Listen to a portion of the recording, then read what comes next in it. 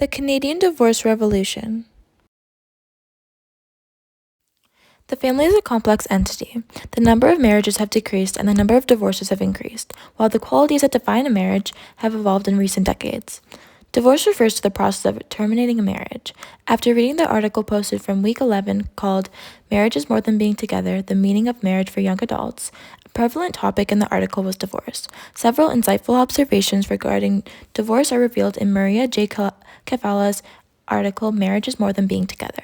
Kefala's emphasizes that divorce is a rupture in social bonds that impacts not only the couple but also their families, neighborhoods, and communities.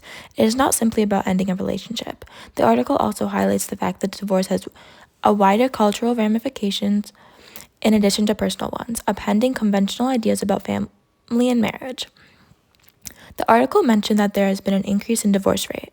This sparked my interest as my parents are divorced and I wanted to learn more about the trends amongst the general population.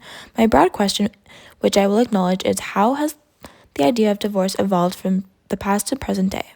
For many reasons, it is critical to comprehend how divorce has changed throughout time. Understanding this subject promotes a greater understanding of societal changes by assisting society in comprehending altering values, customs, and attitudes regarding marriage, family, and individuality. Comprehension of the topic provides information about the variables influencing divorce rates to legislators and the legal system, assisting in the creation of more efficient legislation and family and individual supporting infrastructure. Knowing the reasons behind the trends in divorce can help people become more compatible, skilled in relationships and in communication, which could lead to the decrease in number of divorces. Divorce has evolved with time. The main factors which contribute to evolution of divorce are societal changes in attitudes, as well as legal and policy influences. Although many Canadians were married, divorce was quite rare until the Second World War. In actuality, Canada had one of the lowest rates of divorce in the West up to that point. As expressed by influential social and religious figures, denounced divorce was a danger to the family unit. The force of this viewpoint hindered the easing of divorce regulations in Canada. As a result, before 1968, divorce was exceedingly difficult to obtain in Canada. Throughout the majority of Canada's first century, adultery served as the primary grounds for divorce.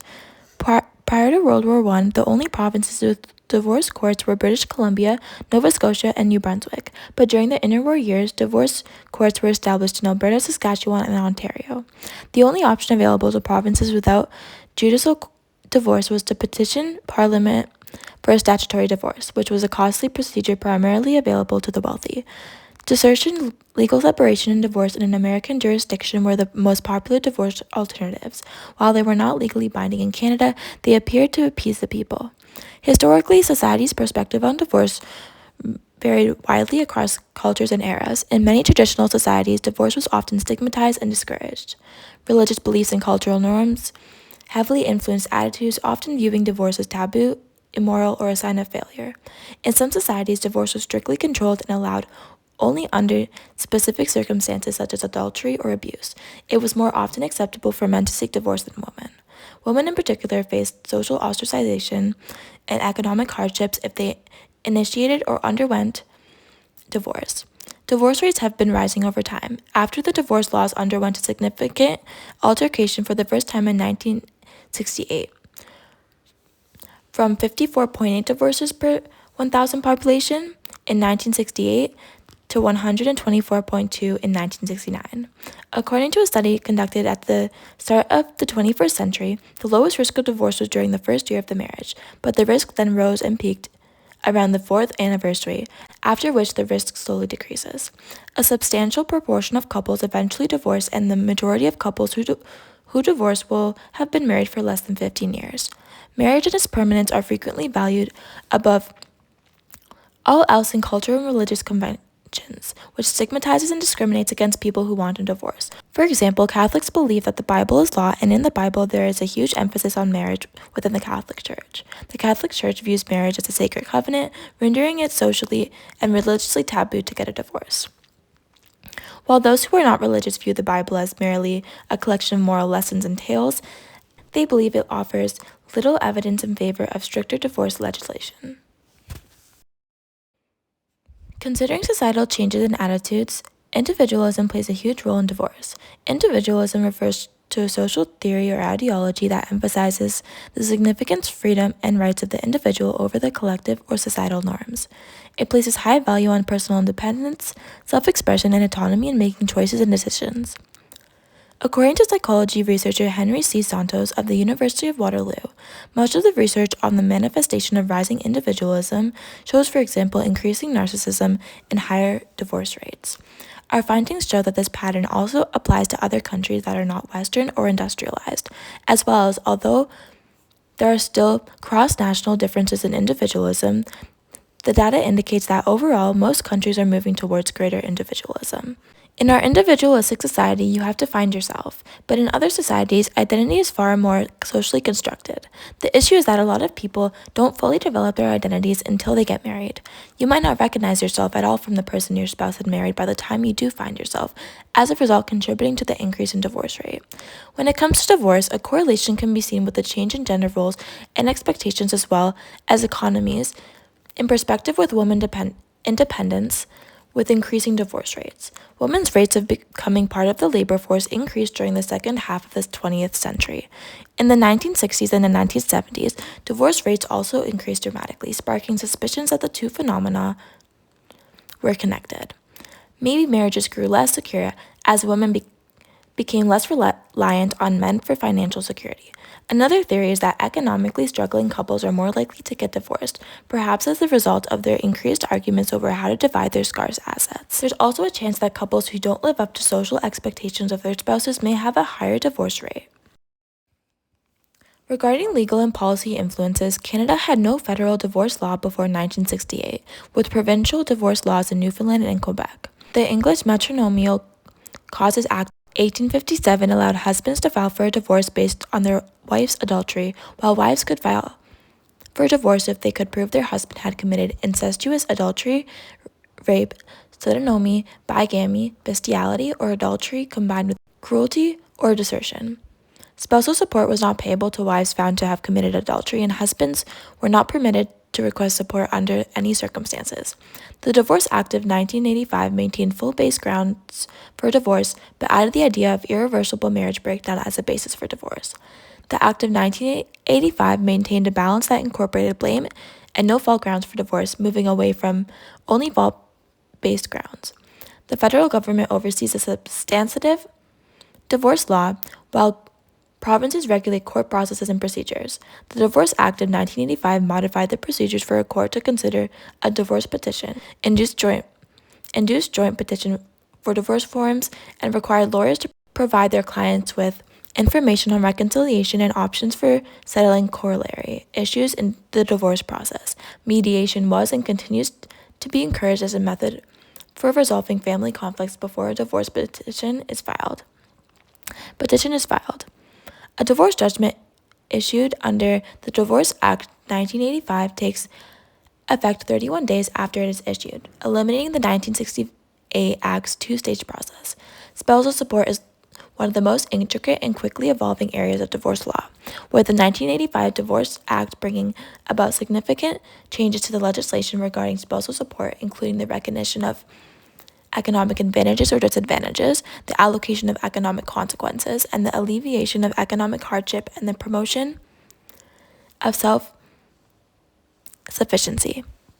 When it comes to custody, custodial rights and responsibilities are complex in divorce situations, with one parent having custody and the other accessing the child. Divorce law is challenging due to emotional concerns and potential taking the child away decisions. Most spouses can decide their own custody arrangements, and litigation is rare. Custody and access rights can range from joint custody arrangements to traditional arrangements. Parents should cooperate peacefully and constructively to establish their own plan, with joint custody orders rarely issued without consent. When it comes to relationships, communication and relationship dynamics are very important when improving the longevity of the relationship. According to clinical psychologist Shelley Summerfield, communication is important because it fosters trust and connection. In order to have an open, honest, and vulnerable relationship with our partner, we must be able to freely communicate in a healthy manner. It is important to avoid passive-aggressive speech, brushing things under the rug, and using aggressive speech. People who are in a good relationship listen to one another and communicate often. People can become angry, wounded, or perplexed as a result of misunderstandings. It's best to know exactly what you want to say. It also helps to really try to understand what the other person is saying. It is possible to prevent misunderstandings by double-checking our comprehension. Simply knowing that you are in love does not guarantee that you will be able to communicate effectively or understand one another's thoughts. Nonverbal cues like your posture, tone of voice, and facial expressions can convey your emotions to another person just as much as spoken words. If your actions don't align with your words, nonverbal communication may even be used to refute them. A factor that has an effect on communication in relationships is technology. Although the digital revolution has undoubtedly altered how people interact, there is a substantial amount of empirical research on how technology affects people's communication abilities. In particular, because technology significantly alters the information that people can use to interpret the intentions of others through communication. For example, figuring out your partner's emotional state through a brief text message rather than seeing their facial expressions in person. With text, we lack tone. We do not have the ability to understand the way in which the other person is meaning to come across. As a result, many jump to conclusions which can lead to conflict within the relationship. The evolution of communication methods has a negative effect on relationships, thus contributing to divorce rates. In terms of consequences and implications, divorce affects individuals and families. When it comes to individuals and families, it is common for children of all ages to have adjustment issues due to extreme stress that divorce causes in the family. The removal of a parent, typically the father, from the home is one of the main effects of divorce on the children.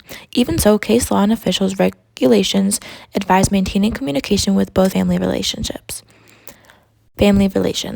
It could be hard to maintain this interaction with young adult parents who have experienced divorce and father absence. A person's emotional and psychological desire for a father who has been emotionally, psychologically, or physically absent from their life is known as father absence. Divorce-related father absence can have detrimental effects on the child's development, including a higher chance of developing a mental illness, deficits in self-concept, and derailed interpersonal and romantic adjustment. In conclusion, the main factors which contribute to the evolution of divorce are societal changes in attitudes and legal and policy influences. Divorce has a complex history that includes changes in legal systems, cultural norms, and personal views. It represents shifting cultural influences, gender roles, economic circumstances, and values from one that was a stigmatized practice to one that is now more accepted. The complex nature encompasses psychological, emotional, financial, and legal aspects that interact, affecting not only the parties directly involved, but also communities, establishments, and societal perspectives on family dynamics and relationships. In the face of changing societal dynamics, fostering healthy relationships calls for flexibility, empathy, and communication. It is essential to comprehend how roles, values, and expectations are changing. It calls for intimate communication, respect for one another, and a desire to work through these changes as a team. In a world that is quickly changing, resilient and satisfying relationships can be fostered by embracing diversity, remaining open-minded, and upholding core values while adjusting to new norms.